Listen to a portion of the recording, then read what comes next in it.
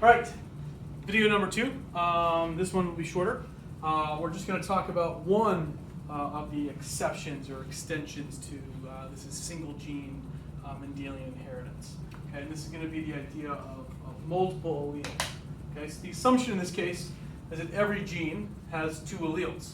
Those are those antagonistic pairs that Mendel looked at: seed color, flower color, stem length, so on and so forth. And there are always these sort of antagonistic pairs, and each of those is regulated by 2 different alleles, one dominant, one recessive. So in the last lecture we talked about there could be different dominance relationships even between those 2 alleles. And here we're going to extend that even further and talk about how there can actually be more than just 2 alleles that regulate a single, 2 alleles of a gene that regulate a trait. Okay, so this is going to be the exception. Many genes, in fact, have more than 2 alleles. Okay, so the example we're going to use, we're going to go back to human blood type. Okay, so in the last one, in the last last video, I talked about 2 different blood types, A and B, and how the sort of, because of their co-dominant relationship, you can actually produce a third blood type, type AB. Okay, but we actually know this blood type group as the ABO blood typing system. Okay, so there are actually 3 blood types, or actually 4 blood types I can count today. So there's type A, type B, type AB, which we covered in the last lecture. There's also this 4th blood type called O. O. So how do we get to type O blood? Right? So the way this works is that this particular human blood type system, ABO, is controlled by a gene with 3 alleles. Okay, we've already been introduced to 2 of them. Okay, first one is the IA allele. The second one is the IB allele. Then the third one, we'll call this the I, but it's the lowercase I allele. Okay, so right away you should sort of get some idea of how this allele stands in terms of its dominance relationship to these other 2 alleles. So lowercase typically is a way to denote that this is a recessive allele. And that's really the case. So this is going to be recessive to either one of these alleles here. Okay. So how do we get from these 3 alleles to our 4 blood types? Okay. So just a reminder, the I gene encodes for a cell surface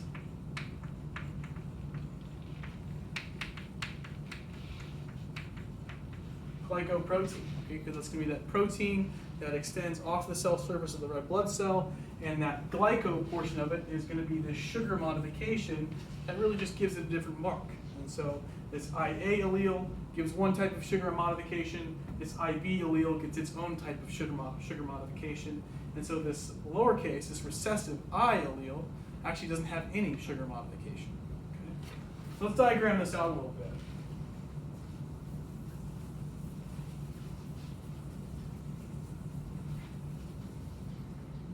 Okay, so let's go with kind of type A blood. Okay, so remember, everybody, even though there are multiple alleles, everyone's still only going to have 2 alleles. Remember, you've got 1 allele from your parents, 1 allele from your mom, 1 allele from your dad. So even though there are multiple alleles, you're only going to get 2 of these 3. Okay, so type A blood is IA, which leads to red blood cells that have all type A cell surface glycoproteins. Okay. Type B blood, these individuals have the genotype IB. Okay. So here's their red blood cells. This one should be familiar with the last lecture. Okay, and they've got type B cell surface glycoproteins. And then from the last lecture, type AB blood, these individuals have the IA and the IB allele, so they're heterozygous. And I'll just draw that small one down here. they've got type A glycoproteins, and they've got type B glycoproteins. Okay? So this is how we can get the 3 blood types out of these 3 alleles, or sorry, out of just these 2 alleles. But then how does this recessive I allele fit into the mix? So it turns out there are other ways to get type A and type B blood. Okay? So another way to get type A blood is to have the genotype IA and then a recessive I allele. Okay? So as I mentioned before, this recessive lowercase I allele makes a glycoprotein with no glyco. Basically, it doesn't get a sugar modification on the outside of it. Okay, so these red blood cells look like this. Okay. So half of their surface proteins have this type A modification, but the other half don't have any. Okay, so this basically just looks like a type A blood. Okay. There's no cell surface marker here. So in this case, type A, the IA allele is completely dominant to the recessive I allele here, because the only trait that's really being expressed here that functionally the body can see are these markers on the type A glycoproteins. So this doesn't really show anything. And so this follows then that the other way to make type B blood is with the genotype IB with a recessive I allele. Okay, so these individuals have red blood cells that have, some of them have the type B markers, but the others have this recessive I with no carbohydrate marker on this one. So again, functionally, these two are the same. Okay, in this case, the IB allele is dominant to the recessive I allele. Okay? So the last genotype that we haven't really covered here then is what causes type O blood.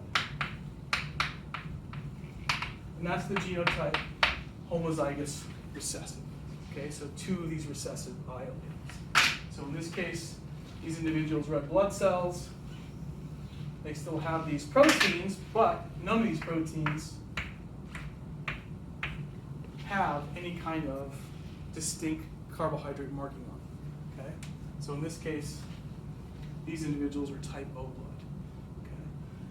And so kind of a broader picture, people with type O blood are universal donors. Okay? So type O blood doesn't have any of these external markers on it. So if you take type O blood and put that in anyone else, those people's systems can't recognize anything on these red blood cells, which doesn't cause that big immune reaction, which is why you've got to make sure you've got all your blood types matched up during kind of a blood transfusion or something like that one. Okay? So this is how we get to 4 different blood types out of 3 alleles. Okay? I'll be back in the next video to talk about pleiotropy and recessive lethal alleles. Cool.